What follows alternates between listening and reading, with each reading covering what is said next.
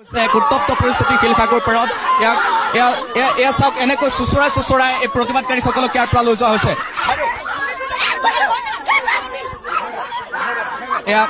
এই দৃশ্য চাওক এয়া কেনেকৈ টনা আজোৰা কৰি এনেকৈ প্ৰতিবাদকাৰীসকলক ইয়াৰ পৰা লৈ যোৱা হৈছে এই দৃশ্য চাওক কি কব এই দৃশ্য চাওক এয়া শিলসাগৰ পাৰত এই দৃশ্য চাওক শিলসাগৰ পাৰত এনেকৈ প্ৰতিবাদকাৰীসকলক আৰক্ষী আৰু অৰ্ধসামৰিক বাহিনীয়ে এনেকৈ আচলতে ধৰি ইয়াৰ পৰা লৈ গৈছে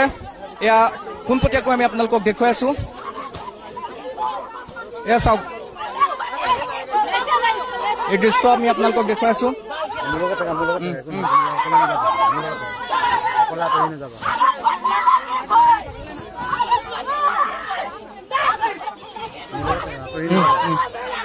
এই প্ৰতিবাদকাৰীৰ টনা আচোৰাত কাপোৰ পৰ্যন্ত ফালি যোৱা আমি দেখিবলৈ পাইছো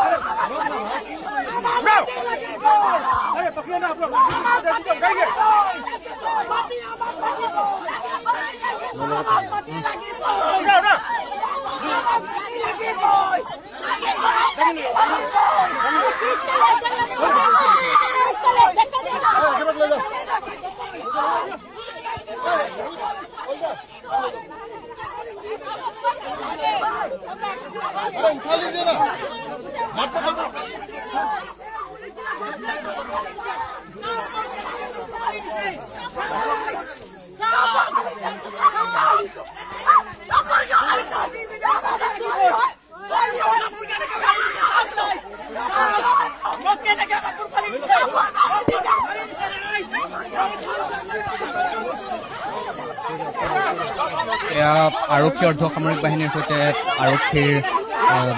অৰ্ধসামৰিক বাহিনী আৰু প্ৰতিবাদকাৰীৰ মাজত এয়া টনা জোৰাৰ দৃশ্য আমি আপোনালোকক পোনপটীয়াকৈ দেখুৱাই আছো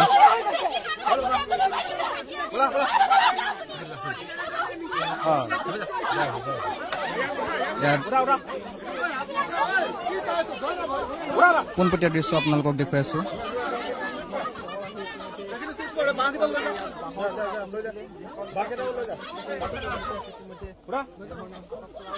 আৰু পৰে সকল প্ৰতিবাদকাৰী শিলসাগৰ পাৰত এনেকৈ তেওঁলোকে প্ৰতিবাদ সাব্যস্ত কৰি আছিল শান্তিপূৰ্ণভাৱে তেওঁলোকে নিজৰ প্ৰতিবাদী কাৰ্যসূচী ৰূপায়ণ কৰি আহিছিল কিন্তু পৰে ইয়াত আৰক্ষী আৰু অৰ্ধসামৰিক বাহিনীৰ উপস্থিতি আমি দেখিবলৈ পাইছিলো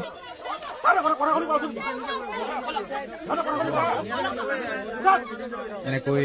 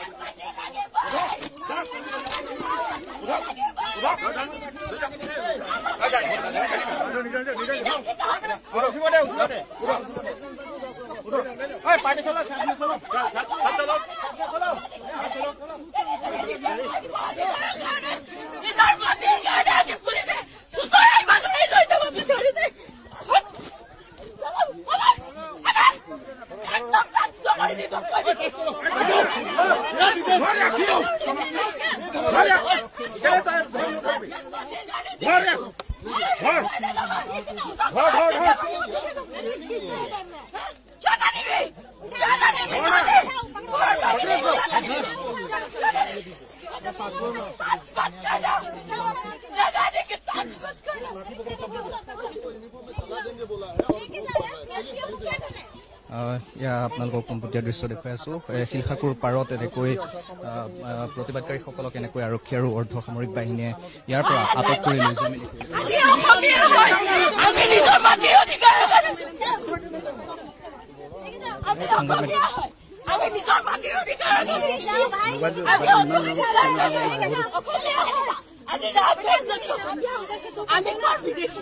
গিৰিয়েক আৰু ঘৈণীয়েকে বহি আলোচনা কৰিলে কামটো হৈ গল ইয়াতে আল্লাহৰ কথা নাথাকে ৩টাৰ পৰা ৪টা হ'ব নালাগে গাঁৱত ২-এগৰাকী বাইদেউ খুদু বাইদেৱে কয় আল্লাহ দি দিয়ে কি কৰিম এতিয়া তেতিয়া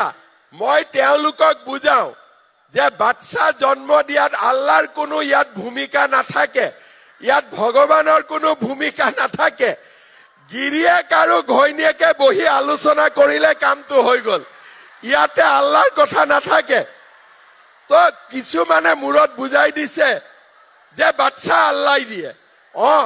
আল্লাহ দিয়ে কিন্তু আল্লাহ তেনেকে নিদিয়ে আল্লাহ আমাৰ ঘৰত আহি বাচ্চা নিদিয়ে ভগৱানে ঘৰত আহি বাচ্চা নিদিয়ে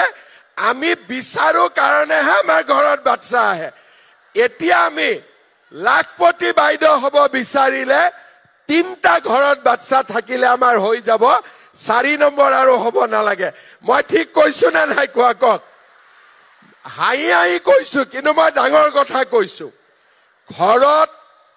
যদি 3টাত কৰি সন্তান বেছি থাকে মহিলাসকলে বাচ্চাক ডাঙৰ কৰোঁতেই নিজৰ জীৱনৰ আটাইতকৈ ভাল সময়খিনি পাৰ হৈ যায় হয় না নহয় মই মোৰ মাৰ কথাই জানো 60 বছৰলৈকে কবিতা লিখা সময় পোৱা নাই আমাক ডাঙৰ কৰি আছে এতিয়াহে মায়ে 60 বছৰৰ পিছত এতিয়াহে গান কবিতা লিখা আৰম্ভ কৰিছে যিটো কাম কৰিব লাগিছিল মাৰ বয়স 40 থাকোতে কৰিছে এতিয়া কাৰণ মহিলাসকলৰ প্ৰাথমিক দায়িত্বটো হ'ল ঘৰৰ বাচ্চাটোক ডাঙৰ কৰা আৰু অসমীয়া মহিলা এইটো কাম কৰিবই কিন্তু আজিকালি তাৰ লগে লগে আমি লাখপতি বাইদেউ হ'ব পাৰো যেনেকৈ পুষ্পা দেৱী বাইদেৱে লাখপতি বাইদেউ হৈ আমাক সকলোৰে আগত এটা উদাহৰণ হিচাপে থিয় দিছে